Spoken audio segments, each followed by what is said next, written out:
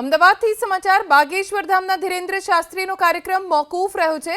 ધીરેન્દ્ર શાસ્ત્રીની વ્યસ્તતાના કારણે કથા મોકૂફ। બાગેશ્વર ધામમાં 251 દીકરીઓના સામૂહિક લગ્નનું આયોજન। 3 દિવસ માટે ધીરેન્દ્ર શાસ્ત્રી અમદાવાદ આવવાના હતા। વિશ્વ ઉમિયા ફાઉન્ડેશન આયોજિત કથામાં તેઓ હાજરી આપવાના હતા, પરંતુ તેમનો કાર્યક્રમ હવે મોકૂફ રહેવાનો છે। ધીરેન્દ્ર શાસ્ત્રીની વ્યસ્તતાના કારણે કથાનું આયોજન કરવામાં આવ્યું હતું, જે મોકૂફ રાખવામાં આવ્યું છે। 3 દિવસ માટેનો તેમનો કાર્યક્રમ હતો। અમદાવાદ તેઓ આવવાના હતા અને તેની માટેની તૈયારીઓ પણ પૂરજોશમાં કરવામાં આવી। જો કે હવે ધીરેન્દ્ર શાસ્ત્રીનો કાર્યક્રમ મોકૂફ રહ્યો છે।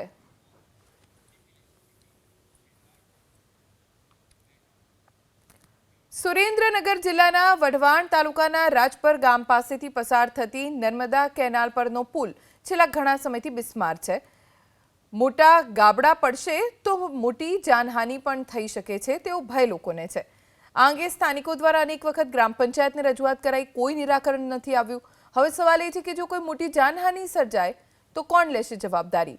સ્થાનિકોની એક જ માંગ છે, વહેલી તકે બિસ્માર પુલનું સમારકામ થાય।